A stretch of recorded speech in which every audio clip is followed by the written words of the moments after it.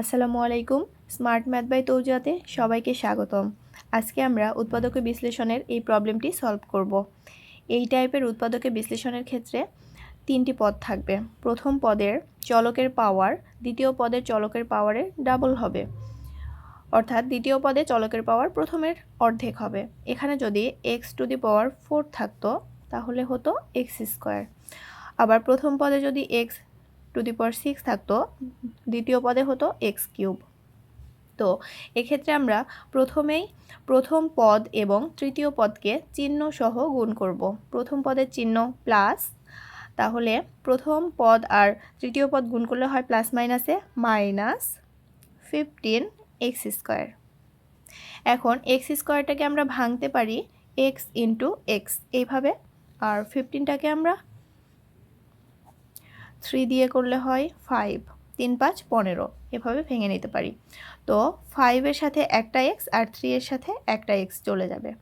এখন আমাদের খেয়াল রাখতে হবে এই দুটা গুণ করে যাতে গুণফলটা এই -15x² এর সমান হয় আর যোগ বা বিয়োগফলটা এই মিডিলের পদের সমান হয়। তো মিডিলের পদ হচ্ছে +2x। +2x আনার জন্য এখানে আমরা প্লাস দিব আর এখানে মাইনাস দিব, তাহলে বিয়োগ করলে আমরা পাবো +2x আর গুণ করলে পাবো প্লাস মাইনাসে -3 5 15x²। তাহলে আমরা লিখে ফেলি x² + 5x - 3x - 15। এখন এই দুইটা থেকে কি কমন যায়?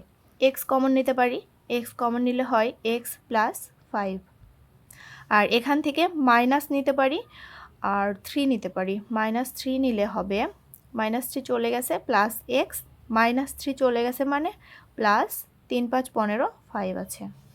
এখন দুইটাতেই x + 5 কমন নেওয়া যায়, কারণ দুইটাতেই একই। তাহলে x + 5টা কমন নিই। এখানে x + 5 চলে গেছে মানে শুধু x আছে, এখান থেকেও x + 5 চলে গেছে, শুধু -3 আছে।